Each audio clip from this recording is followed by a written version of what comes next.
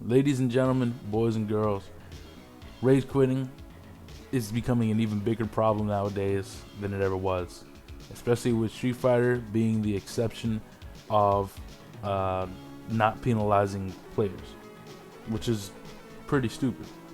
Well, more so being the exception of penalizing players. But Capcom has finally addressed this issue. I actually am reading a Kotaku article on this, and I'm going to read this word from word. Capcom is finally beginning to detail a system that penalizes players who quit out of online play after losing, and Guile will be April's DLC character. The latest update on Capcom Unity details the first steps that the publishers will be using to punish rage quitters. And this is going to be a quote straight from Capcom Unity. We are also happy to announce that we will be implementing a system to punish players who frequently disconnect during matches, aka rage quitters. The way this will work is the system will identify players who have high disconnect ratios during matches and will lock them out of matchmaking for a period of time. Players who have been identified as abusing the system will receive an in-game message notifying them that they have been locked out of matchmaking. More additions and enhancements to this system will be implemented in the future. This is good news. Now, I'm not sure, if they're going to be doing this in the update that's coming up now, which is the April update. And the reason why I say this is because the way that they were speculating as far as, the rage quit system being implemented, I think this thing was supposed to be implemented last month.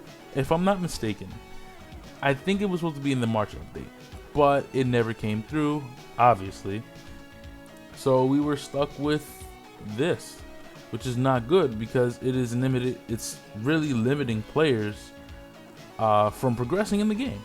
And especially, with me, I should definitely be well above what my rank is. And I see these players that are, 4,000 ranked and 2,000 ranked and whatever, and they usually suck ass, but somehow have all the wins, and they have the league points to show it.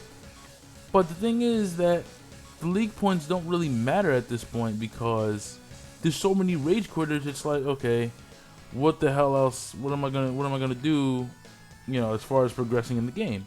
You see players like TS Sabin, you see players like Snake Eyes and stuff like that.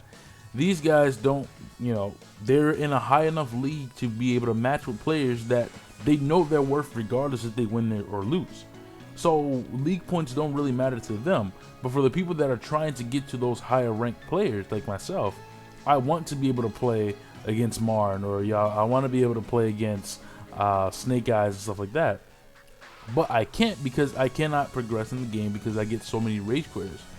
And it's not like I'm saying, okay, I'm super good enough to be, next to these players. No, that's not what I'm saying at all. These players are, super really, really, really good.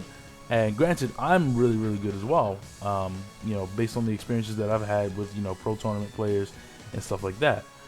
I've actually, when I first started getting into competitive fighting games, the first player that I ever fought was Chris G.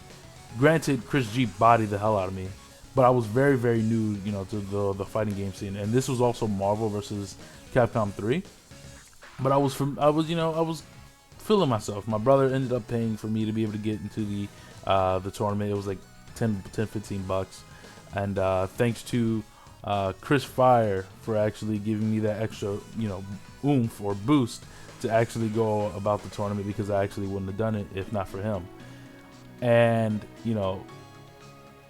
I feel that I'm definitely on a level capable of playing with these players. So let me know what you guys think about this whole news. I'm really excited for it, and Guile as well. I'll talk to you guys later.